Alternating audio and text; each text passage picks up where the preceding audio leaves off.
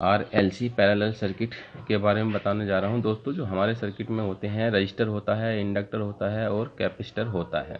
जो ये लोड होते हैं, तीन तरह के हमारे लोड होते हैं। R से मतलब होता है जिस तरह से हमारा हीटर होता है, जो हमारा एलिमेंट लाल हो जाता है तो वो एक उसको रजिस्टर हम बोल सकते हैं, वो रजिस्टिव लोड हो गया। और जो L होता है, जो किसी भी तरह की कोयल होती है, किसी भी तरह की कोयल जैसे पंखे में होती है, मोटर में होती है, तो ये इंडक्टिव लोड होते हैं। ये रजिस्टिव जो अभी हीटर का बताया, और ये कैपेसिटिव लोड होते हैं जो हमारा पावर फैक्टर मेंटेन करने में हम यूज करते हैं। कैपेसिटर आप जानते हैं अच्छे से। तो मैं ये बताने जा रहा हूँ, ये पावर फैक्टर से रिलेटेड एक बहुत इम्पोर्टेंट वीडियो है, इसको ज़रूर देखें आप। दोस्तों, हमारा जो सर्किट में होता है, जो हमारी सप्लाई आती है सोर्स से, उसमें हमारे तीनों तरह के लोड होते हैं। रजिस्टर भी होता है, इंडक्टर भी होता है और कैपेसिटर भी होता है। ये रजिस्टर है, ये इंडक्टर है जो कोयल होती है, और ये कैपेसिटर है।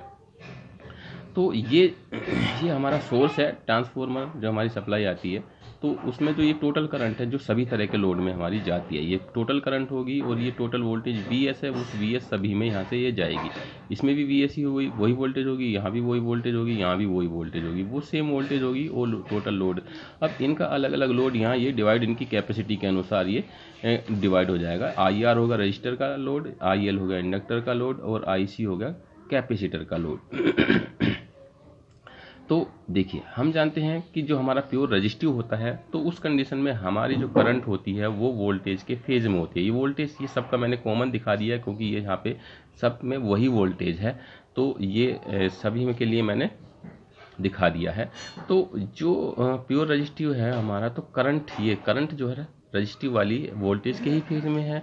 और ये इंडक्टिव के केस में जो करंट वोल्टेज से पीछे होती है, वोल्टेज से ये इस वोल्टेज से पीछे होगी करंट 90 डिग्री। ये 90 डिग्री तब होता है जब प्योर इंडक्टिव लोड होता है, तब 90 डिग्री होता है।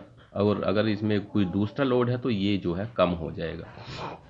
और प्योर कैपेसिटिव होता है तो हमारी जो करंट है वोल्टेज से ये आगे होती है 90 डिग्री। देखिए ये आगे है, तो इस तरह से ये चक्कर है एंटी क्लॉकवाइज हम घुमाते हैं, एंटी क्लॉक। अब एंटी क्लॉक हम घुमाएंगे तो करंट यहाँ पहले आ रही है, तो ये आगे होगी वोल्टेज से, और ये करंट से पीछे है तो ये पीछे, यानी पश्चिगामी। पावर फैक्टर को हम बाद में अभी बताएंगे। तो ये पीछे होती है। तो इनको हम अलग अलग इनका हम निकालते हैं। जो हमारी करंट होती है वोल्टेज बटे रेजिस्टेंस। अगर हमारा प्योर रजिस्टिव है तो ये रेजिस्टेंस R हो जाता है, इंडक्टिव है तो XL होता है, और कैपेसिटिव होता है तो XC होता है। ये है, ये भी प्रतिबाधा है, ये भी प्रतिबाधा है। ये इंडक्टिव लोड के लिए, ये कैपेसिटिव लोड के लिए, और ये रजिस्टिव लोड के लिए। अब इस XL का मान जो होता है ओमेगा L होता है। ये ओमेगा L, ये मैंने उल्टा लिख दिया है, इसको हमें इधर और इसको उधर लिखना था। तो ये ओमेगा L, XL का मान ओमेगा L होता है, और ओमेगा का जो मान होता है वो 2πf होता है। 2πf यानी फ्रीक्वेंसी, F से मतलब फ्रीक्वेंसी। तो ये कैपेसिटर में क्या होता है, XC का मान 1/ωc होता है, 1/ωc, और इसमें 1/ωL, VS बटे ωL। तो ये एक दूसरे का उल्टा होता है। तो यहाँ ωL खाली, XL बराबर ωL, और XC बराबर होता है 1/ωc। ये एक दूसरे के उल्टे होते हैं। अब हम इसमें यहाँ देख सकते हैं, जो हमारी ये इंडक्टिव लोड और हमारा कैपेसिटिव लोड है, ये एक दूसरे के अपोजिट है। इस फेजर डायग्राम से हम देख रहे हैं, तो अपोजिट है तो ये एक दूसरे को कैंसिल करते हैं। हमारे सर्किट में कैपेसिटिव और इंडक्टिव, जब ये दोनों बराबर हो जाएंगे तो ये एक दूसरे को कैंसिल कर देते हैं। ये भी ख़त्म हो जाता है। इनमें से जौन सा भी ज़्यादा होगा उसी की वैल्यू यहाँ थोड़ी बहुत आएगी, लेकिन उसको हम मेंटेन करते हैं कैपेसिटर बैंक ऑन करके, क्योंकि हमारे सर्किट में, इंडस्ट्री में, किसी कॉमर्शियल बिल्डिंग में इंडक्टिव लोड तो होता है पहले से ही। अब इसका मान, इसके जो लॉस होते हैं उसको मेंटेन करने के लिए हम कैपेसिटर बैंक अलग से ऑन करते हैं। तो कैपेसिटर बैंक हम इसलिए ऑन करते हैं क्योंकि इसके अंदर जो लॉस होते हैं, ये जो एक्स्ट्रा लॉस, ये लॉस ही होता है दोस्तों, इसको ख़त्म करना हमारा उद्देश्य होता है। तो कैपेसिटर बैंक ऑन करके इतना कैपेसिटर बैंक हम लगाते हैं अपने पैनल में कि इसके जो सारा जो लॉस है वो ख़त्म कर सकें। कैपेसिटर बैंक हम इतना ऑन करते हैं, लेकिन उसको भी पार्ट में रखते हैं। 25 kVA, 20 kVA, 15 kV, 10 kV, 50 kV, 100 kV के हिसाब से हम ऑन करते चले जाते हैं जब तक इसकी वैल्यू 1 ना आ जाए, यानी पावर फैक्टर जब तक 1 ना आ जाए। जब पावर फैक्टर 1 आ जाता है तो ये और ये एक दूसरे को कैंसिल कर देते हैं। तो ये सब उस वक्त ख़त्म हो जाता है, ये लॉस जो है ये सब ख़त्म हो जाता है यूनिटी पावर फैक्टर पर।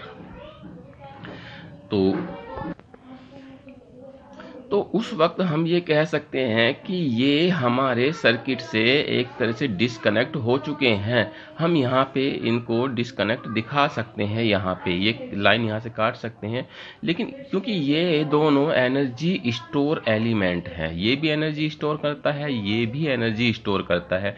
जब इसकी ज़्यादा हो जाती है तो ये इसको ट्रांसफ़र कर देता है, इसकी ज़्यादा हो जाती है तो ये इसको ट्रांसफ़र कर देता है। ट्रांसफ़र करने का मतलब मैं आपको समझाता हूँ, क्योंकि इंडक्टिव लोड होता है तो ये ज़्यादा होता है। कैपेसिटर जब हम बैंक ऑन करते हैं तो इसको ट्रांसफ़र कर देता है, जब हम इसको ऑन करते चले जाते हैं तो इसकी एनर्जी इसमें आती चली जाती है, या यूँ कह सकते हैं कि ये इसकी जो एनर्जी उसको ये कैंसिल करता चला जाता है। जो लॉस हो रहे हैं कैपेसिटर बैंक उसको कैंसिल करता चला जाता है जब तक इनकी वैल्यू यूनिटी नहीं हो जाती, इकाई यानी 1 नहीं हो जाती है। जब 1 हो जाती है तो जो अभी बताया ये एक दूसरे को कैंसिल कर देते हैं। अब जब इन दोनों की वैल्यू बराबर हो जाएगी, यानी ये वाली करंट और ये वाली करंट बराबर हो जाएगी, उस वक्त हमारा पावर फैक्टर यूनिटी हो जाएगा, जो अभी बताया। तो हम इसकी एक कैलकुलेशन दिखाते हैं आपको। जब IL और IC जब ये दोनों बराबर हो जाएंगे तो हम इनकी वैल्यू हम क्या रख देंगे, इनकी ये वाली वैल्यू यहाँ हम ये रख देंगे VS/ओमेगा L और VS/1/ओमेगा C। तो VS आपस में एक दूसरे को ये कैंसिल कर देंगे, हो जाएंगे। तो ये आ जाएगा ओमेगा बराबर ये आ जाएगा कैलकुलेशन करके 1/√LC। इसको हम क्या बोलते हैं दोस्तों, इस कंडीशन पे हमारा जो पावर फैक्टर है वो यूनिटी हो जाएगा, यानी पावर फैक्टर 1 हो जाएगा। ये जो दोनों हैं हमारे एक दूसरे को कैंसिल कर देंगे, क्योंकि मैं जो कैलकुलेशन यहाँ से करके चलाऊँ, दोनों को बराबर लेके चलाऊँ। तो ये वो कंडीशन है जब एक दूसरे को कैंसिल करके पावर फैक्टर यूनिटी यहाँ पर हो जाता है। इसको बोलते हैं रेजोनेंस, अनुनाद मतलब जिस कंडीशन पे हमारा पावर फैक्टर यूनिटी हो जाता है उसको हम अनुनाद बोलते हैं। लेकिन कैलकुलेशन के हिसाब से ये उसका फार्मूला आया है। ये ओमेगा जो है, ओमेगा का मान 2πf, इसको अभी फ़िलहाल के लिए मैं एक जो है इसको फ्रीक्वेंसी भी हम बोल सकते हैं, क्योंकि 2πf ये सब कांस्टेंट होते हैं। ये 2 और पाई का मान 22/7 होता है, इसी को फ्रीक्वेंसी हम बोल सकते हैं। तो फ्रीक्वेंसी बराबर हमारी इतनी हो जाएगी।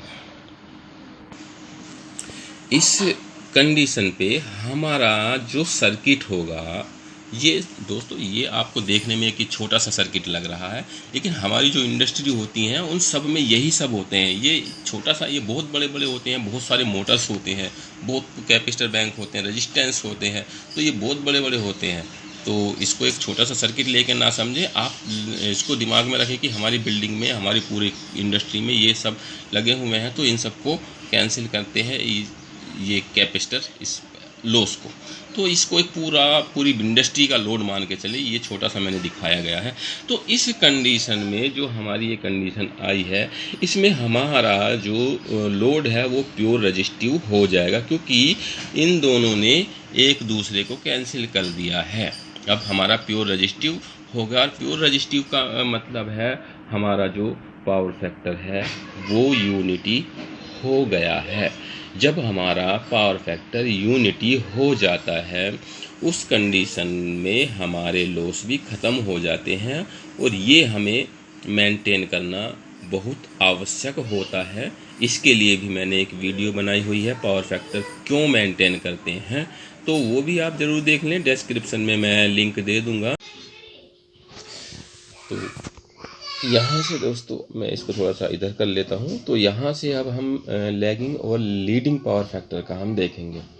देखिए दोस्तों, जब हमारी फ्रीक्वेंसी का मान ज़्यादा होगा, इसका मान ज़्यादा होगा तो ये ज़्यादा होगा, कैपेसिटिव ज़्यादा होगा, और ये हमारा ये बटे में है तो ये हमारा कम हो जाएगा।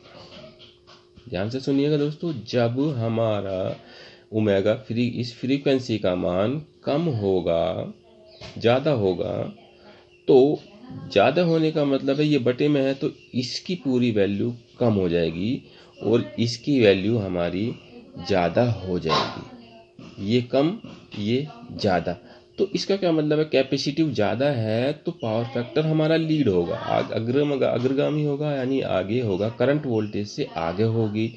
जब इस फ्रीक्वेंसी का मान कम हो जाएगा तो इस पूरी वैल्यू ये कम हो गई और ये बटे में है तो ये पूरी वैल्यू ज़्यादा हो जाएगी। इस कंडीशन में जब हमारी फ्रीक्वेंसी कम होगी तो हमारा इंडक्टिव जो है ज़्यादा हो गया। इंडक्टिव ज़्यादा का मतलब हमारा पावर फैक्टर जो पीछे हो गया। पावर फैक्टर पीछे मतलब करंट वोल्टेज से पीछे हो गई है। इनके बीच में यहाँ फिर से एंगल बन गया है, क्योंकि जब ये एक दूसरे को ख़त्म कर देते तो करंट हमारी बिल्कुल इसमें होती है, तो यहाँ पे ये करंट कुछ आगे पीछे हो गई है, यानी ये फिर एंगल कुछ फिर से बन गया है। तो ये लीडिंग और लैगिंग पावर फैक्टर का एक छोटा सा और भी बताया मैंने। तो इस तरह से लीडिंग और लैगिंग पावर फैक्टर होता है फ्रीक्वेंसी पे जो पावर फैक्टर कैसे लीड और लैग करता है। तो ये फ्रीक्वेंसी का था दोस्तों। एक छोटी सी वीडियो आपके लिए मैंने बनाई है दोस्तों, आपको कैसी लगी इसको लाइक ज़रूर करें, शेयर ज़रूर करें, मेरे चैनल को भी सब्सक्राइब ज़रूर करें। थैंक यू दोस्तों।